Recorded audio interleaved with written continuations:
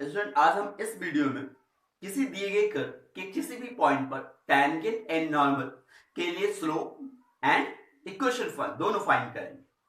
तो इसके लिए हम पहले प्रीवियस क्लास से रिवीजन कर लेते हैं। प्रीवियस क्लास में स्लोप फाइंड करने के लिए डिफरेंट मेथड दिए गए थे। Something if any line given is slope form, it mean slope form क्या होता था, y is equal to mx plus c, where coefficient of y is compulsory here 1, clear, then coefficient of x is called slope। यानी जैसे example के लिए मैंने लिख दिया 2x plus 3y is equal to here 7, तो then first this line change this form, clear, so it means 3y is equal to minus 2x plus 7 multiply by 3, so y is equal to minus 2 upon 3 x plus 7, so here slope is minus 2 upon 3 and slope denoted by m, clear। तो एक तो ये हो गया, ये समझ में आ गया, यहाँ स्लोप क्या हुआ माइनस 2 अपॉन 3, क्योंकि हमने इस लाइन की इक्वेशन को इस स्लोप फॉर्म में कन्वर्ट कर लिया, पहला मेथड। दूसरा method, if any angle if any line make angle theta with positive X axis, जैसे मैंने क्या किया, X axis and here Y axis. अब मैंने कोई लाइन ड्रा कर ली, clear, this line and this positive X axis make angle theta, clear. यानी कोई भी लाइन अगर पॉजिटिव एक्स एंगल से एक्स एक्सिस से थीटा एंगल बनाती हो, then right here slope is tan theta, clear, ये आपका स्लोप होता है। लेकिन ये कंपल्सरी है कि theta here angle with positive X axis, तो then m is equal to here tan theta, clear, समझ में आ गया। तीसरी चीज, if given any two point of any line, कोई भी लाइन में, जैसे यही लाइन था, इस पर कोई दो पॉइंट दिया होता, first point is x1 y1 and second point is x2 y2, clear, then ये slope is y2 minus y1 upon x2 minus x1 और y1 minus y2 और x2 minus x1, क्लियर। तो स्लोप हम यहां ऐसे लिखते थे y2 minus y1 upon x2 minus x1। तो ये सारे मेथड्स हम क्लास 11th में हम लोगों ने स्टडी किया, क्लियर। अब यहां जो स्लोप फॉर्म के लिए हमें स्टडी करना है, उसके लिए हमें क्या करना है, गिवन दिस लाइन, तो हम क्या करते हैं, एक बार डिफरेंशिएट कर लेते हैं, क्योंकि डेरिवेटिव हम क्लास 11th में स्टडी कर चुके हैं। क्लास 12th का रूल मैं बता रहा हूं कि क्लास 12th में ये आपका 11th का रूल हो गया। क्लास 12th में स्लोप फाइंड करने के लिए क्या रूल फॉलो करते हैं, given this line y is equal to mx plus c, that you consider, clear. अगर इस लाइन की स्लोप फाइंड करनी हो तो हम एक बार इसका डिफरेंशिएट करते हैं, तो right here differentiate with respect to x, then dy dx is equal to here m here coefficient c also coefficient, क्योंकि m और c यहाँ क्या होते हैं, कोएफिशिएंट होते हैं, कांस्टेंट होते हैं, and differentiate with x, so here x is 1, so only m and c is d, तो ये सेम स्लोप। तो यहां मैंने जैसे इसका डिफरेंशिएट किया, स्लोप क्या आ गया, m आ गया, सेम वही चीज आ गई। तो क्लास 12 में हम क्या करेंगे, कोई भी स्ट्रेट लाइन को भी हम एक कर्व कह सकते हैं। कोई भी इक्वेशन, कोई भी फंक्शन दिया हो, उसको हम कर्व मानते हैं। कर्व बहुत तरह से होते हैं, सर्किल कर्व, दिस कर्व, बहुत सारे कर्व्स होते हैं, क्लियर। तो कोई भी कर्व दिया हो, it means let here y is equal to fx, this is any curve. अगर इसकी स्लोप फाइंड करनी हो तो हम क्या करेंगे, एक बार इसका x के रिस्पेक्ट में डिफरेंशिएट कर देंगे, clear, so this is slope, समझ में आ गया। तो हमें यानी क्लास 12th में जो स्लोप फाइंड करनी होगी, ये मेथड तो 11 का हो गया, बस एक मेथड इसमें और ऐड कर लेना है, dy dx फाइंड कर लेना है, क्लियर। तो ये क्लास 12th का स्लोप हो गया। अब स्टूडेंट एक चीज और हमें थोड़ी सी स्टडी करनी है इसमें, जैसे something let here any curve y is equal to fx, clear. जैसे कि मैंने स्टार्ट में बताया कि इस वीडियो में हमें टैंजेंट एंड नॉर्मल, किसी भी दिए गए कर्व के किसी भी पॉइंट पर टैंजेंट एंड नॉर्मल के लिए स्लोप और इक्वेशन दोनों फाइंड करनी। तो मैंने क्या किया, एक कर्व ले लिया, उसके किसी एक पॉइंट को मैंने मान लिया x0 and here y0, this point is a. Clear? इस पॉइंट पर मुझे क्या करना है, टेंजेंट एंड नॉर्मल दोनों के लिए स्लोप फाइंड करना है। क्लियर? और इक्वेशन दोनों फाइंड करने। तो हमने क्या किया, टेंजेंट मींस क्या, इस लाइन को जो, इस पॉइंट को जो टच करते हुए जाए उसी को हम टेंजेंट कहते हैं। This is tangent. क्लियर? और जो इसका नॉर्मल होगा, इट मींस टेंजेंट के कैसा होगा, परपेंडिकुलर होगा। इट मींस हम यहां से ड्रा करेंगे, ये जो उसी पॉइंट पर टेंजेंट के कैसी हो, परपेंडिकुलर, उसी को हम क्या कहेंगे, नॉर्मल। तो ये हो गया आपका नॉर्मल। क्लियर? अब स्टूडेंट जैसे मुझे इसी कर्व से रिलेटिव टेंजेंट के लिए स्लोप फाइंड करना है, तो फॉर स्लोप, क्लियर, हम इसका क्या करेंगे, एक बार डिफरेंशिएट करेंगे dy dx। Clear? And right here f dash x। हो गया, दिस इज ये स्लोप। लेकिन ये स्लोप किसी पार्टिकुलर पॉइंट पर निकालना है। किस पॉइंट पर निकालना, x0 y0। तो हम क्या करते हैं, वो x0 जो y0 वैल्यूज थी, ये जो डिफरेंशिएट मैंने किया है उन पर वो वैल्यू वेरीफाई कर लेते हैं। It means x0 y0। Clear? This is x0 y0। ये समझ में आ गया? तो अगर ये, तो मैंने क्या कर लिया, स्लोप फाइंड कर लिया, slope of tangent. Clear? At this point x0 y0। अब इसके अकॉर्डिंग अगर हमें टेंजेंट की इक्वेशन निकालनी हो, क्या निकालनी हो, इक्वेशन, तो जैसे हम जानते हैं previous class, from previous class 11, if given ये point x0 y0, it means any line pass a point x0 y0। Clear? And also given here slope is m। कोई एक लाइन है जिसका एक पॉइंट दिया है और स्लोप दी है। तो लाइन के क्वेश्चन कैसे राइट करते थे, y minus y0 and m, clear, x minus x0। Clear? यानी एक पॉइंट दिया उस लाइन पर और उसका स्लोप दिया, तो हम इस तरह से फाइंड करते थे।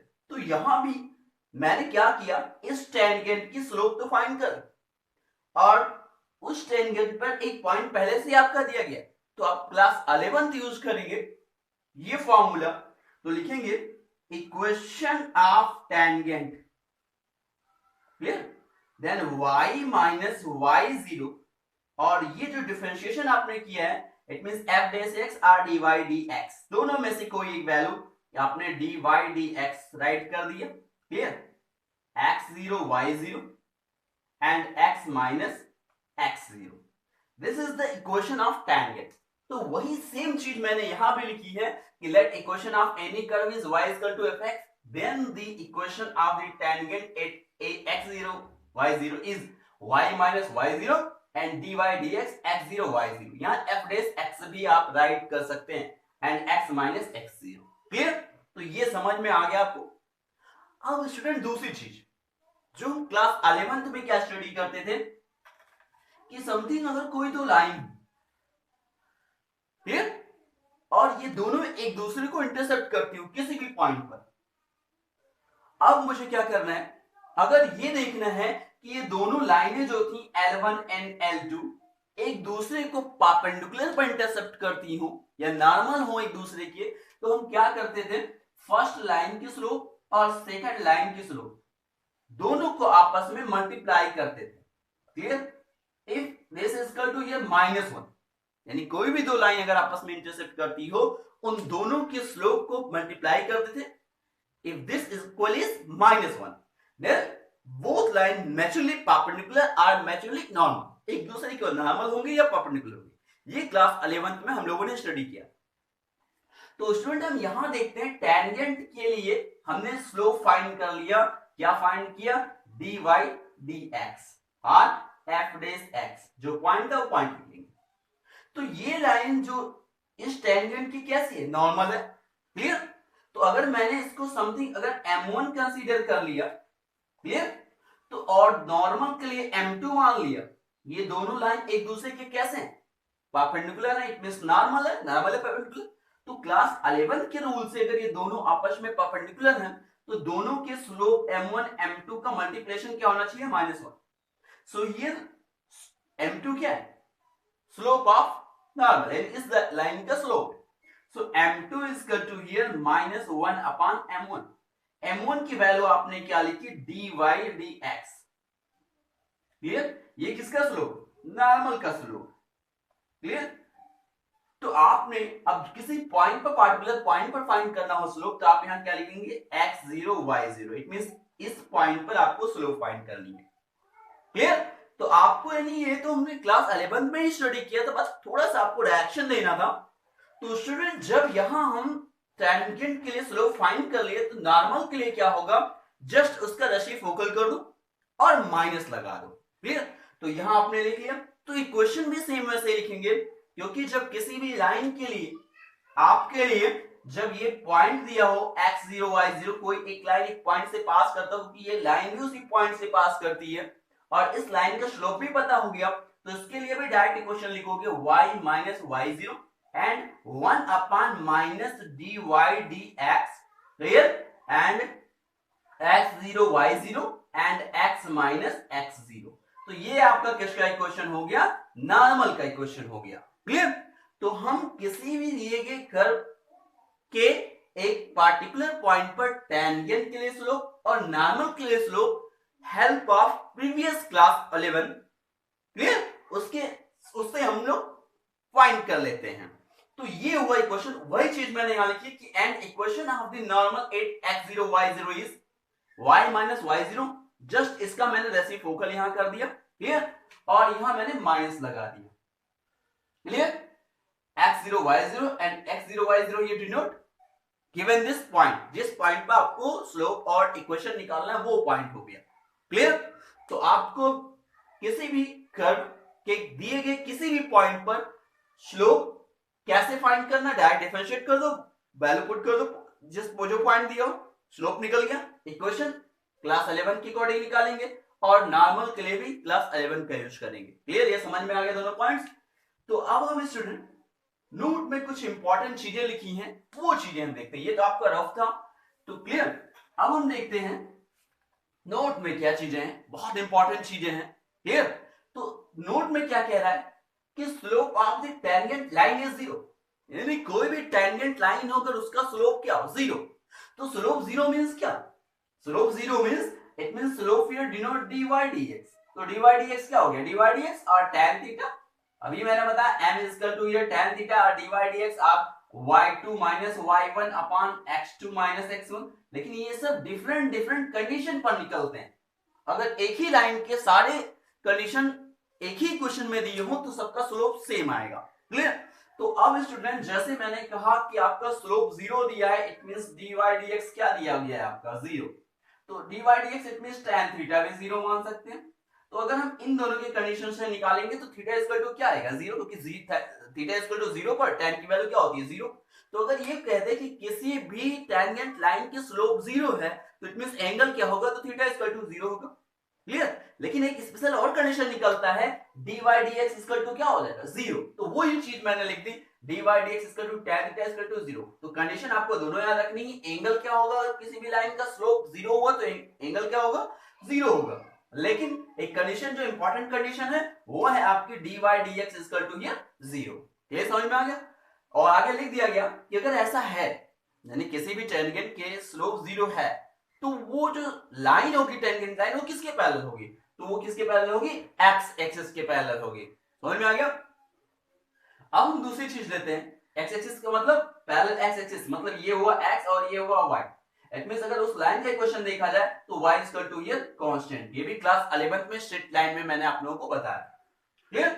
अब दूसरी चीज देखते हैं, क्योंकि ये सारे पॉइंट्स आपके क्वेश्चन में एक्सरसाइज में यूज होंगे, तो ये चीज याद रखनी है। अगर कोई parallel to x axis then dy dx equal to 0 directly लेंगे। दूसरा कह रहा है if slope of the tangent line is infinite. आपका क्वेश्चन में ये दिया रहेगा, यानी कोई भी टेंजेंट लाइन है जो पैरेलल है एक्स एक्सिस, तो डायरेक्टली आप dy dx इक्वल टू 0 लिखेंगे। ये चीज तो मैंने अपने मन से इंक्लूड कर दिया। क्लियर? दूसरा पॉइंट कह रहा है if slope of the tangent line is infinite. Clear? It means dy dx equal to here tan theta and equal to here infinite. तो अगर इसके लिए हम एंगल फाइंड करें तो theta equal to pi by 2, यानी अगर कोई स्लोप किसी भी टेंजेंट की इनफाइनाइट है तो एंगल वहां क्या होगा पाई बाई 2 होगा, क्योंकि पाई बाई 2 इक्वल टू ये इनफाइनाइट, तो वो तो एंगल हो गया। लेकिन अगर इसको हम कैंसिल आउट करते हैं, मतलब ये ले, तो ये तो दिस इज नॉट डिफाइंड, तो उसको डिफाइन करते हैं। इनफाइनाइट को हम जानते हैं एक ही तरीके से जीरो किया जा सकता है, जब इनफाइनाइट को हम डिनोमिनेटर में लेके जाएं, ठीक है, दिस इज जीरो, तो इसको हम चेंज कर लेते हैं, here dx upon dy is equal to ये 1 upon infinite, it means 0। तो स्टूडेंट जब भी स्लोप किसी भी टेंजेंट लाइन की इनफाइनाइट आती हो तो dx upon dy is equal to directly क्या लिख देंगे 0, ये चीज आपको माइंड में रखनी। और अगर ऐसा हुआ तो जो टेंजेंट लाइन है किसके पैरेलल होगी, y एक्सिस के पैरेलल होगी, क्लियर। देखो यहां लिख दिया मैंने, then tangent line parallel to if slope the tangent is infinite divide x tend to theta 0, then tangent